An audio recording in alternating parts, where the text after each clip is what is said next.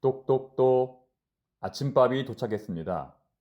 오늘도 주 안에서 건강한 하루, 행복한 삶이 되시기를 바랍니다. 이 방송을 들으시는 우리 청포동교회 모든 성도님들과 사랑하는 모든 주의 권속들에게 하나님의 평강이 충만하기를 바랍니다. 오늘은 사무엘상 10장 17절부터 27절까지의 말씀을 통하여 완벽하지 않아도 괜찮습니다. 완벽하지 않아도 괜찮습니다라는 제목으로 주의 말씀을 증거하겠습니다. 오늘의 본문은 사울이 왕으로 세워지기까지 필요한 세 번의 관문 중에서 두 번째 관문에 해당이 됩니다. 사울이 왕으로 세워지는 첫 번째 관문은 어제 우리가 살펴본 내용으로 사무엘에게 기름 부음을 받은 것입니다. 기름 부음은 이것이 인간의 사건이 아니라 하나님의 사건임을 보여줍니다. 사울이 왕으로 세워지는 두 번째 관문은 오늘 본문의 사건으로 사울이 제비뽑기를 통하여 왕으로 선택된 것입니다. 사울은 12지파 중에서 베냐민 지파가 뽑힘으로, 또 베냐민 지파 중에서 마드리 가족이 뽑힘으로, 또 마드리 가족 중에서 기스의 아들이 뽑힘으로 왕으로 선택됩니다. 자, 그리고 사울이 왕으로 세워지는 세 번째 관문은 내일의 본문인데, 암몬과의 전쟁을 승리로 이끈 사울은 명실상부 이스라엘의 초대 왕으로 등극하게 됩니다. 이러한 과정을 지켜볼 때 사울이 왕으로 등극하는 과정은 한 점의 문제도 없이 순조롭게 진행되는 것처럼 보입니다. 그러나 자세히 살펴보면 결코 그렇지 않았다는 것을 우리가 알 수 있습니다. 일단 오늘 본문을 보시면 사무엘은 한 번 더 백성들에게 이 왕이라는 제도의 문제점을 제기합니다. 이것은 완벽한 제도가 아니라 어디까지나 백성들이 때를 썼기 때문에 하나님께서 허락하신 제도라고 말합니다. 그러면서 제비뽑기를 시작합니다. 수천 명의 사람들, 아니 수만 명의 사람들을 모아놓고 제비뽑기를 하게 됩니다. 저는 여기서 매우 심각한 질문을 하나 하지 않을 수가 없습니다. 만약 여기서 사울이 아닌 다른 사람이 왕으로 뽑히게 된다면 어떻게 될까요?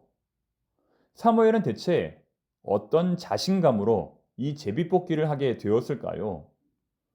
청빙위원장으로서 사무엘은 대체 어떤 생각으로 이런 과정을 진행하는 것일까요? 저는 이 문제에 대해서 깊이 생각해 보던 중 결국 다음과 같은 결론에 이르게 되었습니다. 사무엘은 이 제비뽑기를 통하여 사울이 왕이 될 것을 미리 알고 있었다. 미리 알고 있었다. 여호수아 7장을 보면 아간이 이 제비뽑기를 통하여 범인으로 밝혀지게 됩니다. 사무엘상 14장을 보면 요나단이 이 제비뽑기를 통하여 문제의 원인으로 밝혀지게 됩니다. 신약에서는 마띠아가 이 제비뽑기를 통하여 사도로 임명이 됩니다. 다시 말해 사무엘은 이 제비뽑기를 통하여 결정을 내시는 분은 우리 하나님이심을 명백히 알고 있었던 것입니다. 즉, 그는 이미 하나님의 계시를 통하여 사울이 왕이 될 것을 이미 알고 있었고, 그것을 모르는 이스라엘 백성들을 위하여 이러한 제비뽑기의 과정을 진행했던 것입니다. 하지만 이와 같은 과정을 모르는 사울은 얼마나 마음이 조마조마했을까요? 사울 입장에서 한번 생각해 봅시다. 그는 한 단계 한 단계 진행될 때마다 그의 마음이 녹아내렸을 것입니다. 오늘의 본문은 그가 당당히 서 있지 못하고 진보다리 사이에 숨어 있었다고 말합니다. 아마도 그는 흔들리는 그의 마음을 주체하지 못하여 그렇게 하지 않았을까 생각해 봅니다. 왕이 되든 왕이 되지 않든 계속되는 제비뽑기 속에서 그는 천국과 지옥을 오고 갔을 것입니다. 지난 주일에 정월 대보름을 맞아 교회에서는 척사대회, 윷놀이 대회가 있었습니다. 참여하신 분들은 그 시간이 얼마나 즐겁고 행복한 시간이었는지 기억이 나실 것입니다. 우리 목사님 한 분은 청포동교회 부임한 이래로 가장 행복한 날이었다고 말할 정도로 정말 그날은 모든 분들이 많이 웃을 수 있었습니다. 그런데 그날의 마무리 행사로 행운권 추첨이 있었습니다. 참여하신 모든 분들에게 선물을 드리기 위한 행사였습니다. 번호표를 나눠주고 잠시 후에 번호가 호명되었습니다. 하지만 이 시간은 가장 행복한 시간이기도 했지만 가장 슬픈 시간이기도 했습니다. 당첨이 된 분은 천국이요. 당첨이 안 된 분은 조금 과장해서 지옥이었습니다. 마지막에 최고상 1등상에 당첨되신 분은 정말 하늘을 날아갈 듯 춤을 추셨습니다. 그렇게 행사를 마치고 정리를 하고 있는데 소년부 여학생 한 명이 한쪽에서 눈물을 뚝뚝 흘리고 있었습니다. 그냥 슬픈 정도가 아니라 아쉬운 정도가 아니라 정말 나라를 잃은 듯한 그런 눈물이었습니다.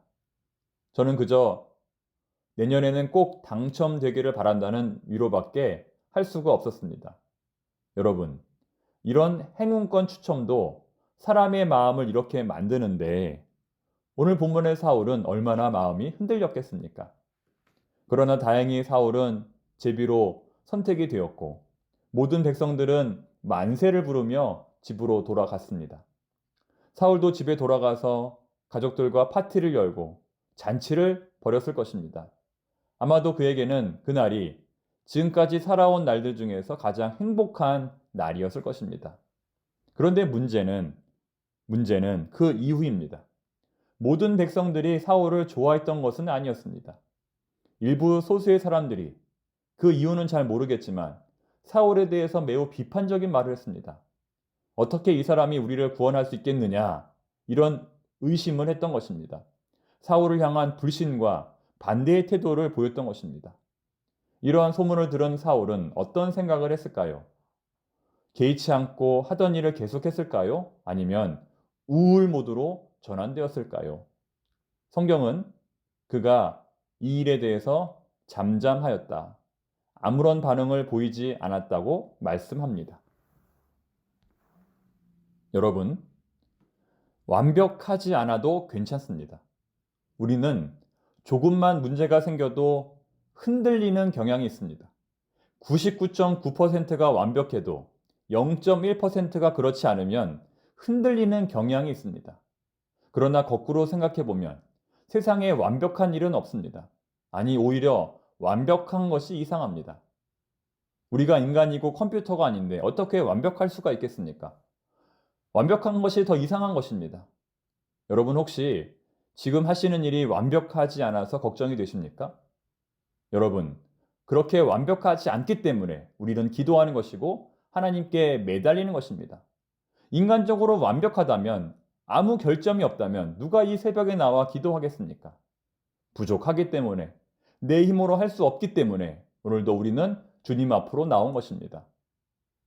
문제가 생겼다면 기도하라는 하나님의 뜻입니다.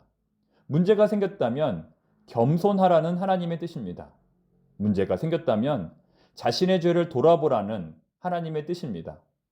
하나님의 이 음성을 오늘도 듣고 하나님께 반응할 수 있는 우리 모두가 되기를 바랍니다.